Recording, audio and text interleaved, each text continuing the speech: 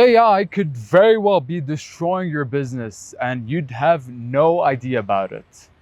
And this isn't the typical, oh, AI is going to make our jobs irrelevant or it's going to make our products irrelevant. It's none of that. Let me paint you the picture for you to understand.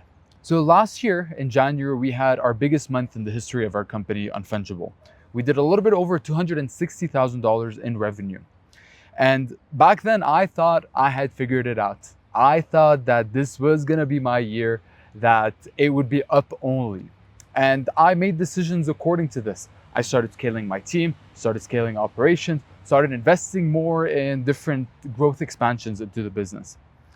But then what I thought was going to be the greatest year of my life ended up becoming the most challenging year of my life.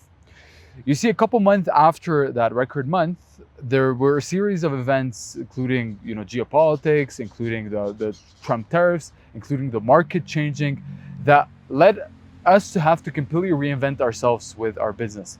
We had to introduce new products. We now had a bigger team than ever because I had scaled anticipating demand.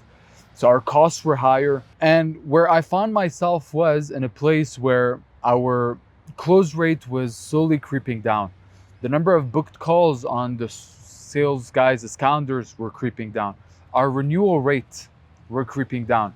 We went from a very greedy market where everyone was spending to now a very fearful market where people were just like wanted to wait. What I thought was going to be, a couple of weeks of troubleshooting and fixing the business ended up being 9 months, 9 of the longest months of my life, some of the most challenging days that I've ever lived through as an entrepreneur. And the reason why it took so long to troubleshoot what was happening and to figure out how do we bring things back on the right track was because I started to solve every single problem in the business. There are so many things you can fix in a business. You can try to fix your show up rate. You can try to fix how many sets you're booking. You can try to fix the close rate. You can try to fix how are calls being objection handled, the pre-call nurturing sequence, the setting, the delivery, the renewal. There are so many things you could be fixing in the business. And I was trying to solve all of them. And I spent 9 months solving every single problem in the business, but nothing was working. If anything, things were getting worse. Until one day, I finally pinpointed what was happening. And literally a couple weeks after just solving that one thing, which by the way was how we were presenting our offer and the deliverables that were part of it to our market, literally after spotting this, after 9 months of just trying to do everything, we all of a sudden find ourselves from a 7% close rate just a couple weeks back to now a 25% close rate. And what this really reaffirmed to me was this concept that the team at Hormozi, every time I visited acquisition.com, kept hitting on, which is the critical bottleneck. What was the critical bottleneck that, if that's solved alone, will make your business grow again versus stale or shrink? And I was solving everything but the critical bottleneck. And it's only when I started solving the critical bottleneck did our close rate and the number of clients we're onboarding start to go back up. And the reason why I think it took me 9 months versus it taking me the couple of weeks I thought it would were because I had access to an infinite amount of tools that would help me solve all the problems in my business. AI is a superpower, but it's also a curse because it gives you the illusion that every single problem in a business can get solved quickly. And it gets you into a place where you are solving a lot of small problems.